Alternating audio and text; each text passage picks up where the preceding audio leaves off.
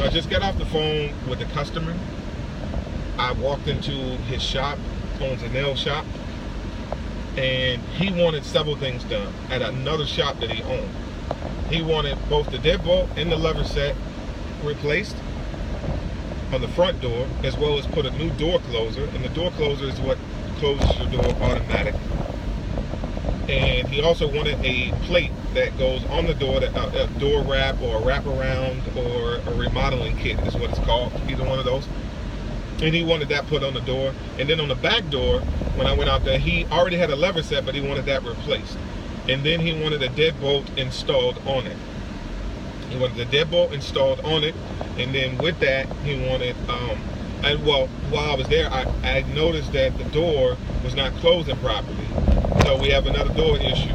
So then I told him, hey, look, these hinges have failed, and the door is warped, and there's bowing in the door, and, you know, if you're not going to replace the door, which I didn't believe he would, then you're going to need some sort of continuous hinge or something, because those hinges have failed. So that's how we're going to fix that. And we should fix that before we put any locks on the door. So I sent him over the quote with all of these things, and I gave him some options based off the electronic lock and all this stuff that he wanted on the door.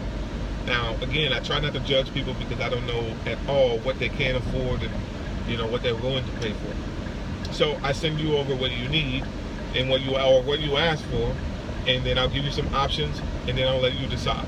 So when I talked to him, he thought that was an exorbitant price, what I had given him, and it was way too much for what he was going to pay for. So, okay, understandable. But then he goes to say, well, somebody quoted me $600 for the same stuff. So this is where customer service has to come in at.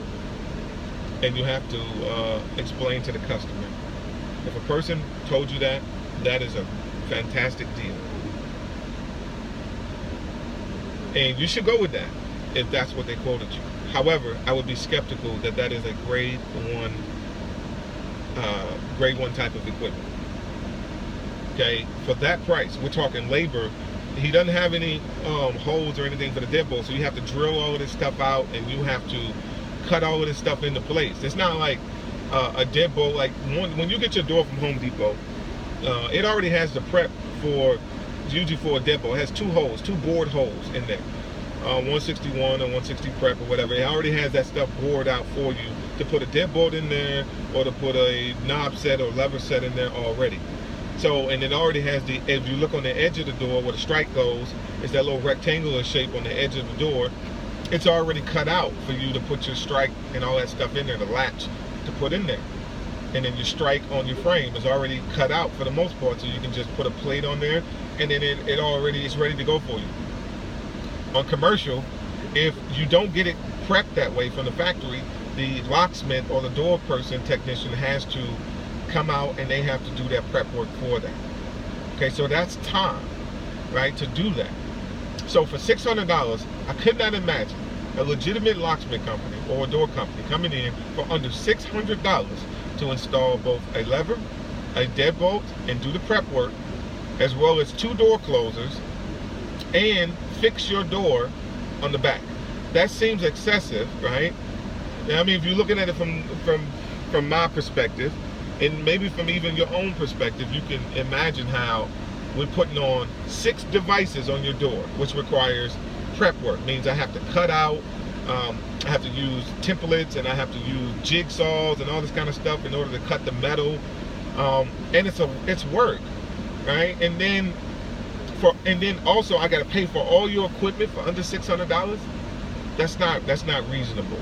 You know, even if you know, he said he went to Home Depot and he got a door closer for $40. Well, if you want that on 2 doors already, okay, so that's $80 of my $600. So we're down to $520. Then he said he bought the good Baldwin. There were Baldwin lever sets, which are good for residential, but you don't see those on commercial property.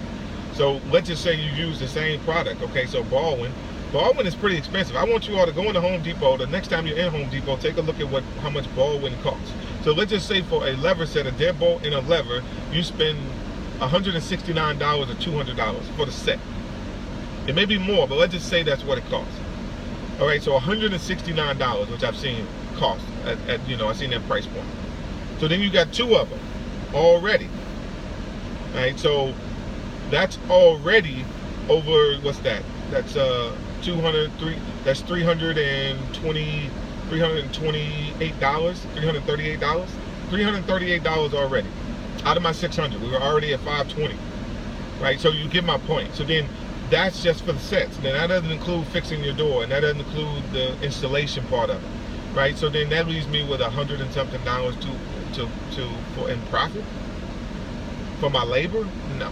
So I knew he was trying to get over on me, and it's unfortunate that people do that, but that's the nature of business sometimes, that you have to be aware of it, and you just have to smile, and you have to just say to the customer, again, I'm sorry I'm unable to do it at that price point, but I'd be happy to service anything else that you may have, any rekeys or anything down the line. This is the lowest possible point that I can go with in order to meet your expectations of a commercial grade lock set and lever, a lock set on your door closers and all this stuff. I can do it at this price. And if you want to do it, I'd be happy to service you at a later time. And then you just got to shake hands and you have to walk away. Okay, so I'm going to resend him. He did say, after discussing it with him, let him know if a person promised you that at that grade 1 price, that you have to check the authenticity of that person, business, and see if they're sane. Okay, because they might not be sane. Okay, or unless they got it for free. If you got it for free and you already have all the materials, then for $600, it's nothing to you. That's just $600 in profit. I mean, because you're not calculating your labor time and what it costs for that. How much do I want to make per hour in order to do that? So if you do that, and he said I want to make $100 an hour, and then say that's a 3-4 hour job, okay, well, he still made $200 profit. That's not bad, and he'll look at it as I made $600 because he's not looking at it for his time. So but so if he got that, then that's a good deal. He should run with that.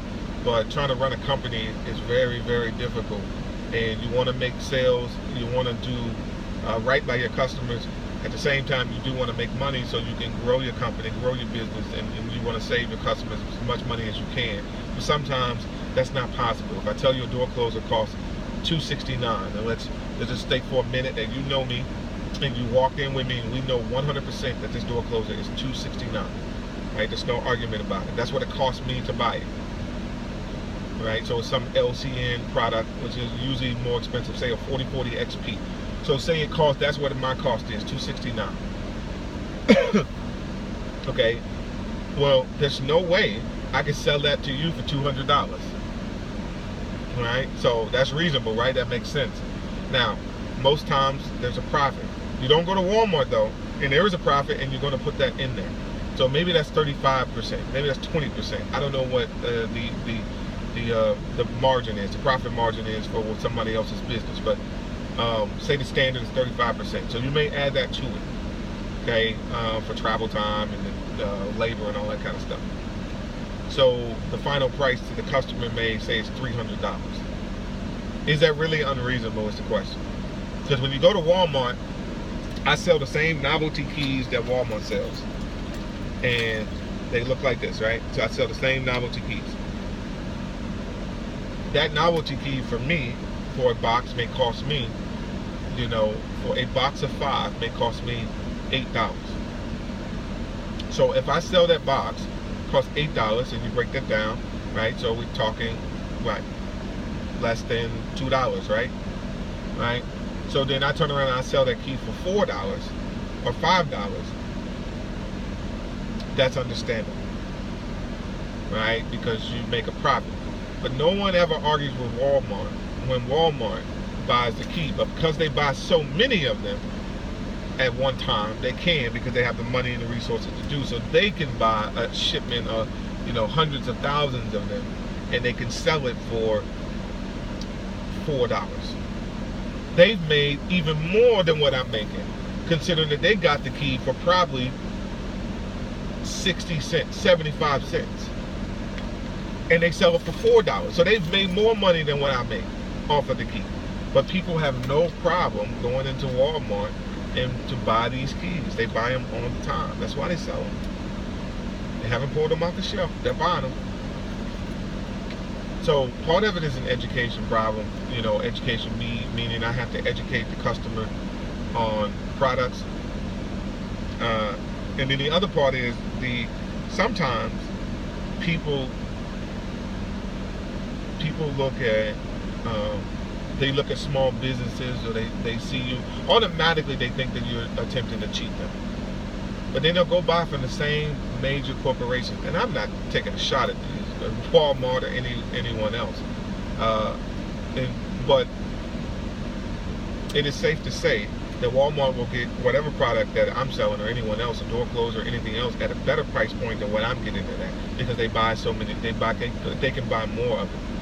But no one has a problem with that. The fact that they're being upsold, or they're being sold a product that they are paying significant margin price increase over.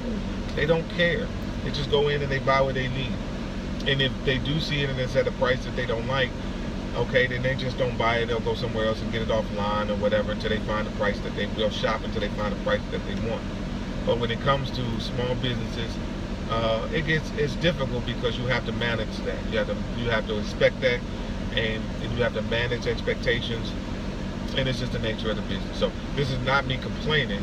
This is just me making people aware that there are a lot of fraudulent companies, a lot of fraudulent locksmith, a lot of people who mean you harm and all that kind of stuff. But at the end of the day, right, for myself, I'm neither of those things I mentioned before. But what I am is a person who wants to grow a business, a successful business, and be profitable at the same time. Then absolutely give back and give savings where I can. So anybody who knows me and who's ever had service from me, know that when I come to your house, whether I know you or not, I'm going to give you the utmost respect and courtesy and professional service, and I'm going to do the best job I can. So if that takes me longer than what I quoted you, then it takes me longer than what I quoted you. I don't add that cost into you.